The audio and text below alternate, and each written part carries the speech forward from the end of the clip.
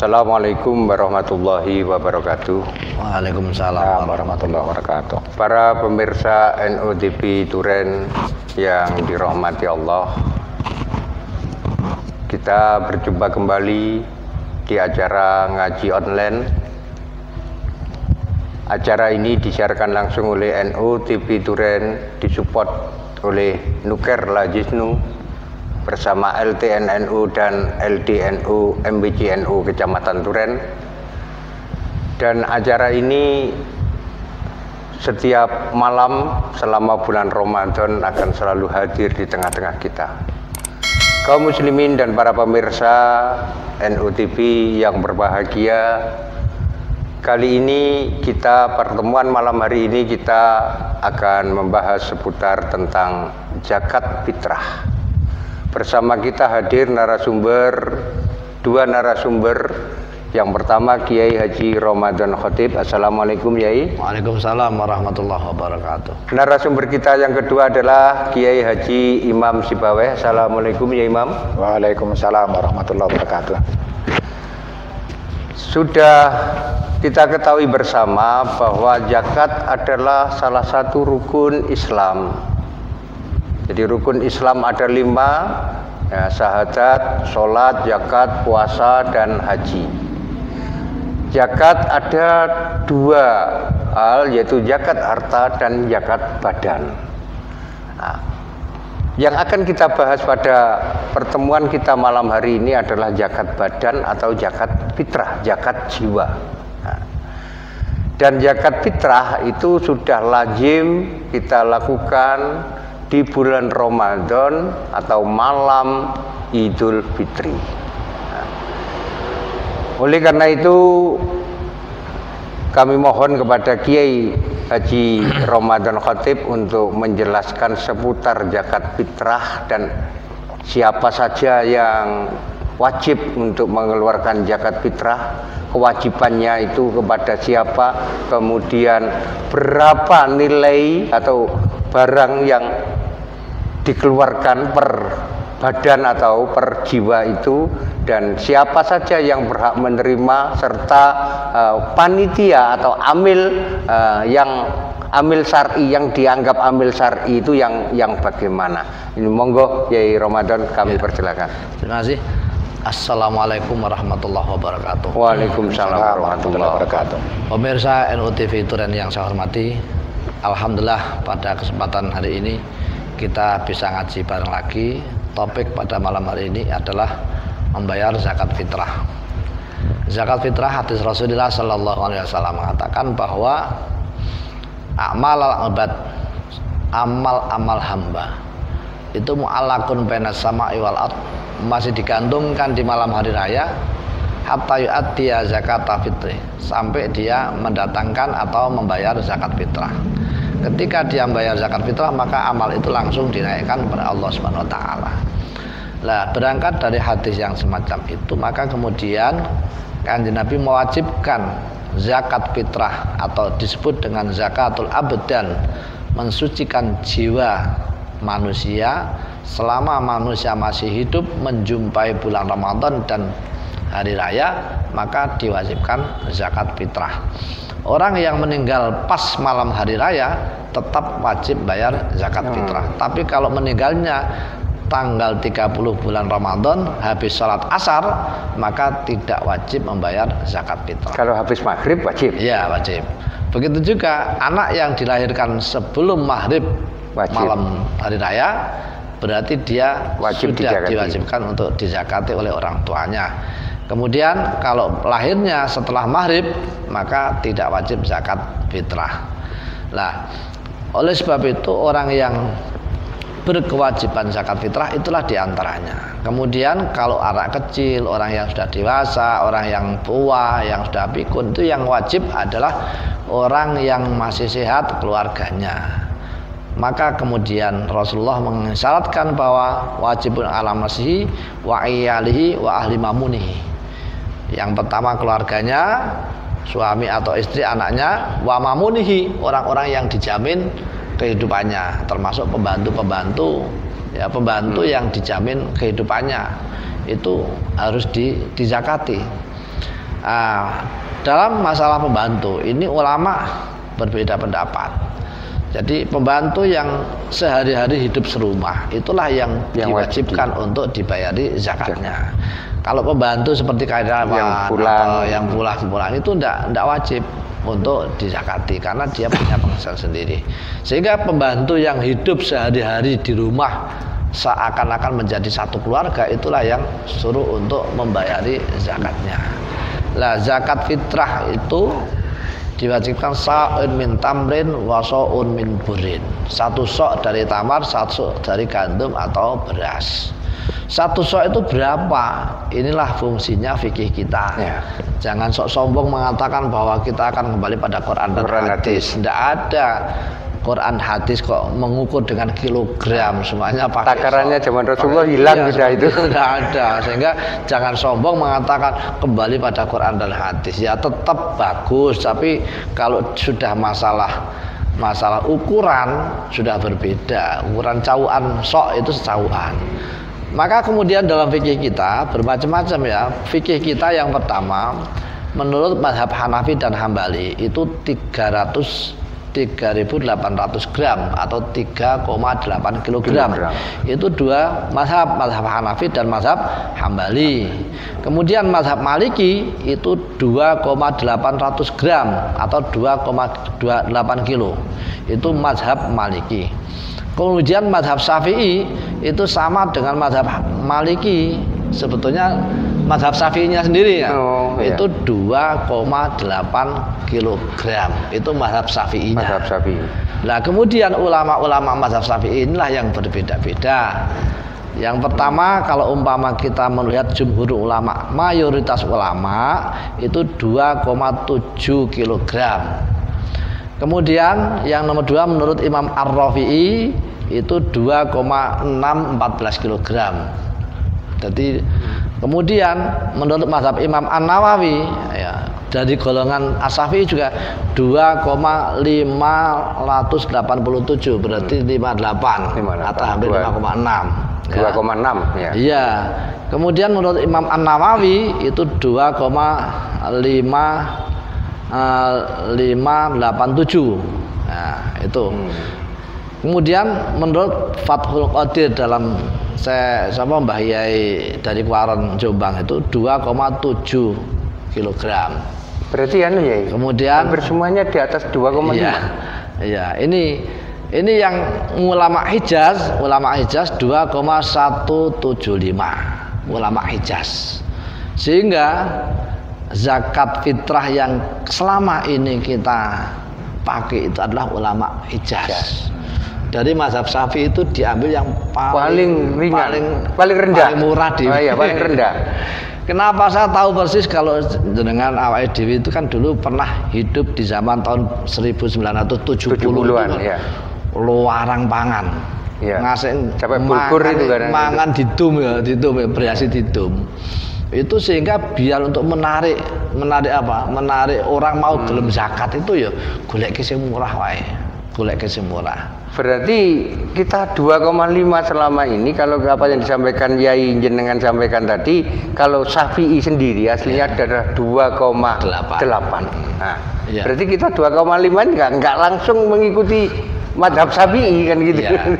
Cuman ulama Syafi'i. Ya, ulama Syafi'i tetap ya. Sudah dianggap sah, wis sah ngono lho.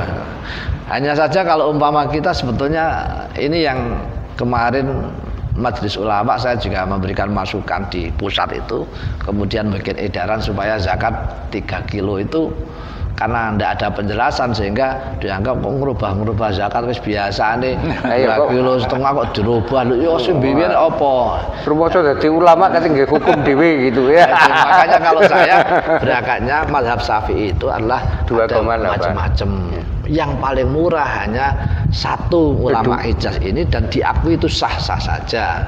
Tapi ingat bahwa dulu menetapkan kiai-kiai milih 2,5 kilo itu ya mazhab dari ulama Hijaz ini yang sudah dianggap sah.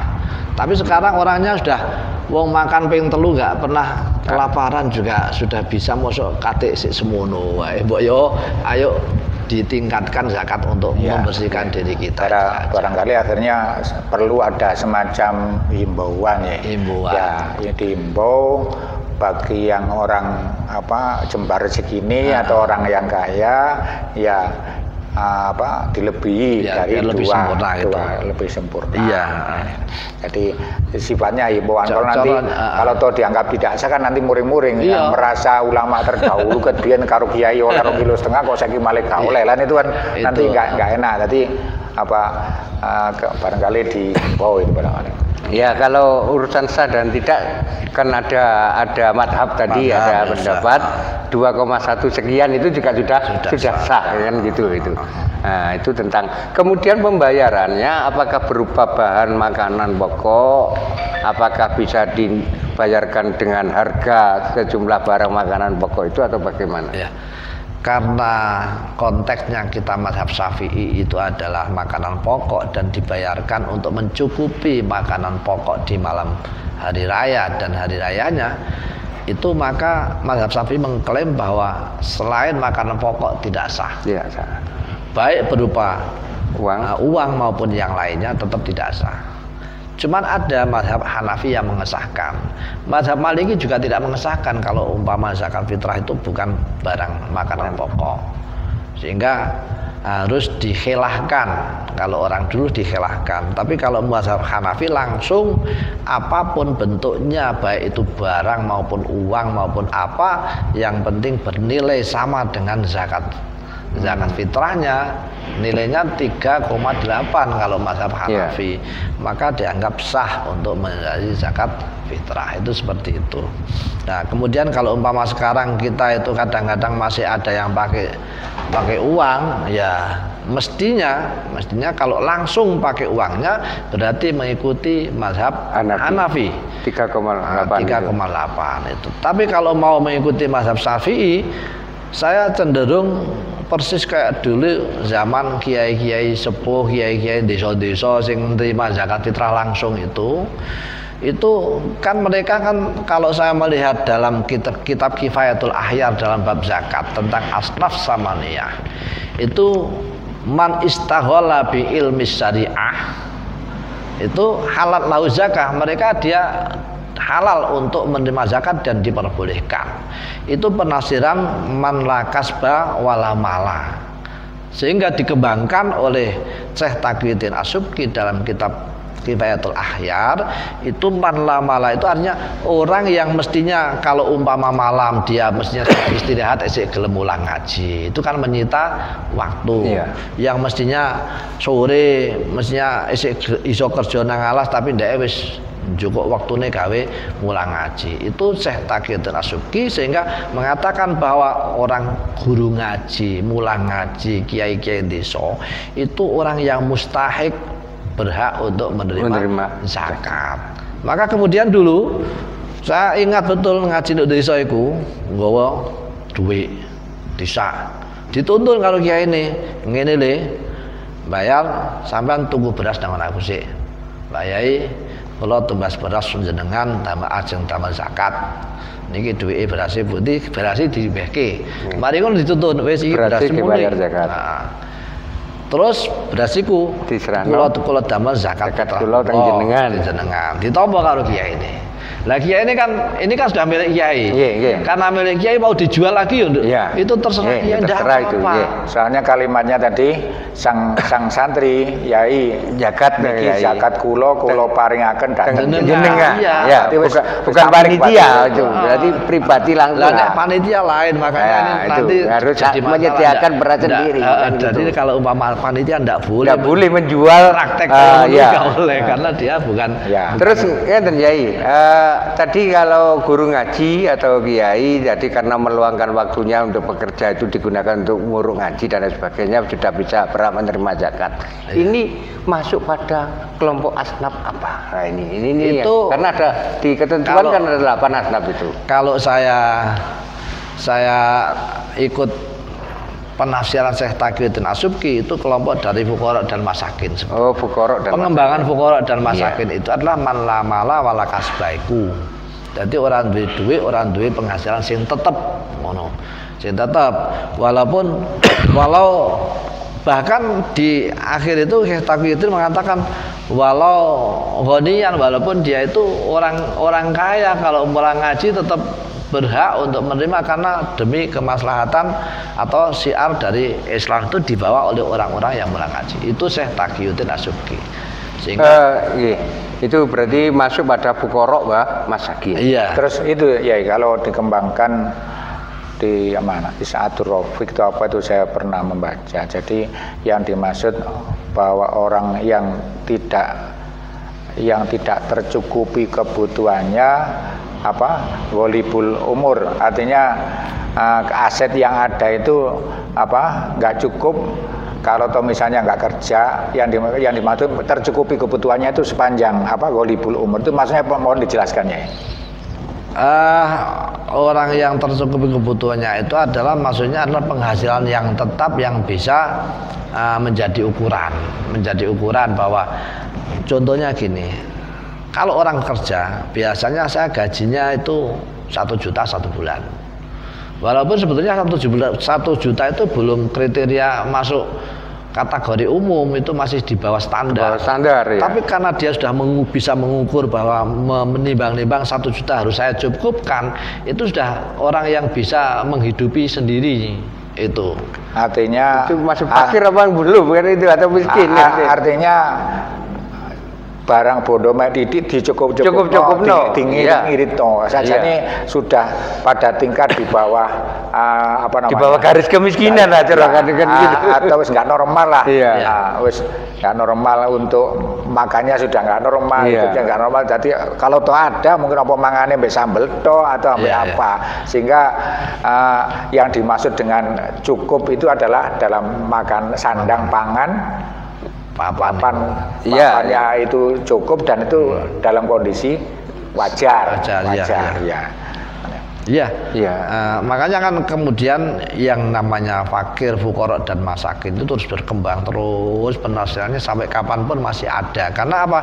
Standarnya adalah standar orang yang paling di antara sekian banyak masyarakat umum adalah orang yang paling di bawah standar secara umum itu. Makanya tidak akan ada habis-habisnya. Itu satu pendapat. Tapi pendapat yang lain yang seperti tadi disampaikan Pak Kiai Subawai tadi, yaitu karena ada standar kecukupan, bisa mencukupi diri sendiri dengan mengatur, itu sebetulnya sudah selesai, itu tidak wajib, tidak harus atau tidak mendapat. Tapi kalau umpama pendapat yang satu bahwa orang yang paling di bawah sendiri secara umum itu sampai kapanpun kan masih tetap ada terus. Itu seperti itu. Terus di dalam asnaf ada 8 asnaf tadi, ada fakir, miskin, ada amil, ada sabil, ibnu sabil, dan ada sabilillah. Di sabilillah di beberapa atau di tengah-tengah masyarakat berkembang juga ada sabilillah itu ala fi sabilul khair. Nah, ini bagaimana ini yang betul, karena pada konteks zaman dulu yang dikatakan sabilillah ini adalah pejuang atau berperang. Nah, sekarang kan perang juga tidak ada. Apakah memperjuangkan agama ini juga bisa masuk pada asnaf sabilillah apa tidak? Lah ini. Terima kasih. Jadi kalau umpama kita lihat dari teks fikih kita, tidak ada yang menafsiri sabilillah itu adalah berjuang dalam apakah ceramah atau pulang ngaji atau ngimami, itu bukan masuk dalam sabilillah. Sabilillah yang dimaksud sabilul khair itu adalah kalau itu masuk semuanya, dan dari jalan masuk, nggawe jembatan masuk, nggawe gerdu masuk, nggawe pos keamanan, nggawe untuk mengkafani orang mati, menggali kuburan, itu masuk semuanya. Jadi sabil khair itu bangun rumah sakit juga masuk. Itu namanya sabil khair, bukan sabil khair terus diartikan guru ngaji tok atau orang yang ustadz tok ndak bisa. Sabil khair itu semuanya jalan kebaikan. Kalau umpama memakai sabil khair berarti semua lapangan kebaikan masuk semuanya. Makanya kemudian ulama-ulama sing salah maupun khalaf ndak ada yang berani menafsirkan bahwa itu dimasukkan dalam sabilillah karena masih umumnya bukan main itu. Sehingga malah justru cenderung kepada Syekh Taqiyuddin As-Subki itu yang di dalam Kifayatul Ahyar menjelaskan bahwa pejuang atau guru ngaji itu karena menyita waktu itu masuk dalam kategori itu. Kemudian yang kedua tentang asnaf sabaniyah itu yang belum kita praktekkan adalah sebetulnya orang yang belajar mengaji keluar dari daerahnya. Daerah apa? Daerah wajib ujubul jum'ah.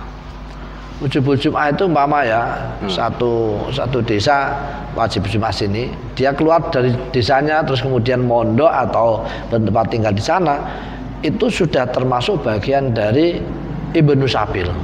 Ibnu Sabil itu adalah anak yang ngaji mau bertempat tinggal, nek cara saiki mondok lah gampange. Itu adalah termasuk bagian dari Ibnu Sabil. Dan Ibnu Sabil itu memang orang yang bepergian kehabisan sangu.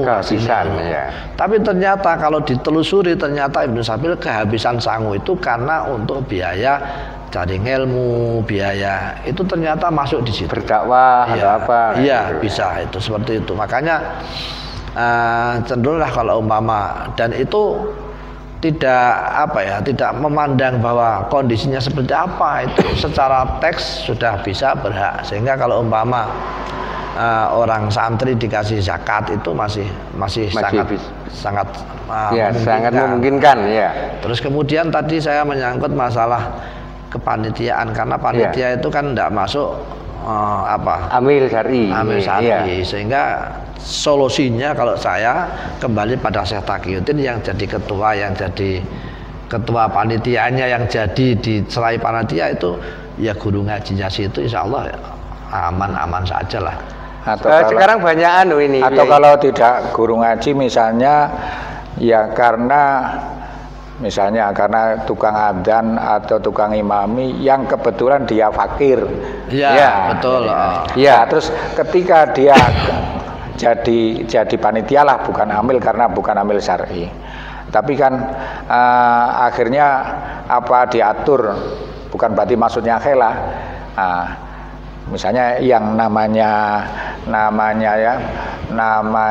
panitia itulah ya, namanya umpamanya Pak Sugiono.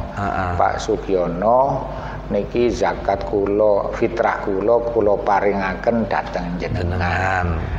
Maksud saya apa ini dalam rangka manajemen atau penataan zakat supaya nggak menyalahi hukum, sehingga nanti namanya Pak Giono yang yo biasa ngimami, kamane wong yo kelakuane apik, kemudian bertindak selaku ketua panitia. Nah, nanti sehingga supaya dengan cara ini lebih leluasa. Misalnya akhirnya koncone sing rewangi ngurusi zakat itu sehingga kayak Pak Sugiono itu Pak Sugiono. Soalnya memang barangnya Pak Sugiono. Ketika diberikan sama itu boleh dengan cara seperti itu. Monggo dijelaskan. Ya, terima kasih. Jadi ya itulah solusi yang terbaik menurut saya. Karena apa? Karena Pak Sugiono tadi ya di samping dia mustahik zakat, terus kemudian dia ketepaan jadi ketua panitianya, dan walaupun tidak diakati bahwa saya itu adalah mustahik, itu terus kemudian dia mengatasnamakan saya berhak untuk mengatur ini, itu tidak apa-apa karena sebetulnya bayar zakat kepada Pak Sugiono sudah dianggap sah. Dan tidak misalnya wong sak kampung padha nguwehi Pak Sugiono kabeh. Kemudian oleh Pak Sugiono kan karena dipercaya semacam panitia oleh masyarakat. Pak Sugiono kan kemudian yo ora tak apik dhewe rek, yo tak duno wong kampung. Tapi kalau itu diserahkan ke Pak Sugiono akadnya berarti seandainya oleh Pak Sugiono itu di PDW kan itu sah-sah juga kan itu. Tapi ada semacam perjanjian yang tidak tertulis. Kemudian si Pak Sugiono itu ya memang jadi panitia, akhirnya ya didumno. Terakhir Yai Ramadan. Maksudnya dengan cara seperti itu dibolehkan enggak? Nggih, boleh. Iya. Terakhir pertanyaan dari saya ya Ramadan. Sekarang itu banyak di lembaga-lembaga pendidikan terutama ya, di sekolah-sekolah atau madrasah-madrasah. Kalau bulan Ramadan itu juga bahwa menganjurkan atau menginstruksikan kepada siswanya, muridnya untuk membayar zakatnya ke sekolahan. Posisi atau kedudukan sekolahan atau guru di sekolahan ini bagaimana? Ini sebagai apa? Nah, ini yang saya kadang-kadang ini. Apa juga ada syarat kadang-kadang itu kepala sekolah wedok dari panitia misalnya. Nah, itu gini. Ada dua cara. Yang pertama dia sekalian saja minta rekomendasi atau diangkat menjadi dari Lazisnu kecamatan ya. Kecamatan itu kan sudah disahkan menjadi Lazisnu. Nah, di bawahnya Lazisnu itu bisa mengangkat tapi namanya UPZ, unit pengumpul zakat. Dia bertanggung jawab pada Lazisnu, dia mengelola atas izin Lazisnu dan laporan dengan Lazisnu itu sah-sah saja kalau disahkan oleh Lazisnu. Itu satu cara. Tapi ribet itu katanya itu kalau ya, kalau enggak keduanya ya cari orang yang mustahik di sekolah. Ya, caranya seperti tadi yang dijelaskan tadi ya. Jadi guru yang mustahik di sekolahan itu menyerahkannya. Ya, jadi secara administrasi birokrasi lebih bagus minta kepada Lazisnu. Lazisnu itu termasuk sudah legal ya. Iya. Amil syar'i. Amil syar'i dia berhak untuk mengangkat UPG. Seperti di ranting-ranting NU atau di langgar-langgar masjid itu diangkat oleh Lazisnu itu sebagai OPZ. Jadi nanti ranting NU atau OPZ itu melaporkan kinerjanya kepada Lazisnu, baik perolehannya, pentasarufannya dan lain pembagiannya itu dilaporkan. Itu seperti itu. Saya itu lebih bagus seperti itu. Hanya dua cara itu. Kalau umpama bentuk sendiri saya enggak jamin lah. Ya, yang saya ini kadang-kadang meragu itu di sekolah-sekolah itu kadang-kadang kok moro-moro belokan. Nah, apalagi gini kadang.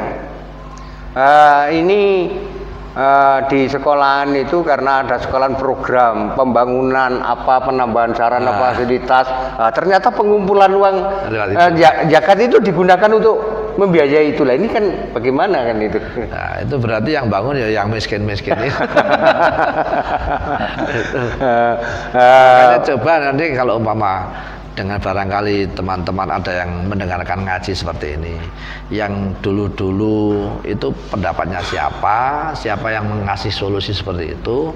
Kalau tidak ada yang bertanggung jawab, kembalilah pada ngaji kita hari ini. Insya Allah lah kita bisa membuka kitab yang mengesahkan tentang satu jalur kepada Lazisnu, yang dua jalur pada mustahikul zakat dari orang-orang yang dibentuk panitia sebagai panitia. Ya. Terakhir Yai, karena waktu sangat terbatas, sesuai dengan himbauan dari PJNU kemudian MUI bahwa untuk mengeluarkan zakatnya di awal bulan Ramadan atau takjil.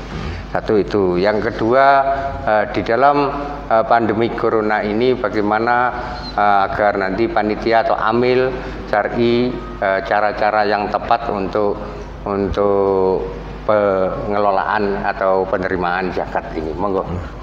Terima kasih. Sebagai terakhir bahwa saya tetap menganjurkan mari kita belajar, karena yang namanya zakat itu identik dengan ngaji, zakat itu identik dengan aturan agama. Ya sudah barang tentu yang diikuti adalah aturan agama, bukan aturan yang penting yang penting merata itu. Jadi itu yang paling utama. Terus kemudian yang kedua, di bulan Ramadan ini adalah mulai dari orang saat ini sudah mulai sambat, yang kekurangan beras, yang mulai ekonominya macet ini. Maka kita sangat mendukung sekali orang-orang yang membayar zakat fitrah itu takjil atau segera diajukan, dan kemudian yang sikap paling selamat kalau umpama Lazisnu sudah siap, ya Lazisnu yang bertanggung jawab untuk memberikan edaran. Tidak apa-apa itu lazim itu bikin edaran bahwa mari kita zakat semuanya dimulai dari awal bulan Ramadan ini dan kemudian segera nanti 10 hari kita operasionalkan, kemudian lagi 20 hari lagi operasional. Insya Allah itu akan lebih bermanfaat untuk kemaslahatan kita. Dan membayar zakat takjil itu sah-sah saja. Tapi kalau umpama wis kadung takjil ternyata orangnya meninggal, boleh diminta kembali, tidak apa-apa itu kalau mentolo, tapi insya Allah itu ya. Jadi itu yang kita harapkan, mudah-mudahan satu mindset kita kembali pada ajaran syariat agama untuk mengelola zakat. Yang kedua adalah mari kita bersama-sama mengatasi pandemi COVID-19 ini adalah bisa kita ringankan dengan zakat kita semuanya, baik zakat mal maupun zakat fitrah. Demikian yang perlu saya sampaikan. Mohon maaf, saya akhiri. Assalamualaikum warahmatullahi wabarakatuh. Waalaikumsalam warahmatullahi wabarakatuh. Monggo Kiai Kibawe. Terakhir closing. Seperti apa yang dijelaskan ya Ramadan tadi, betapa pentingnya zakat fitrah, sehingga dengan kita membayar zakat fitrah itu menyebabkan ketergantungan diterimanya puasa.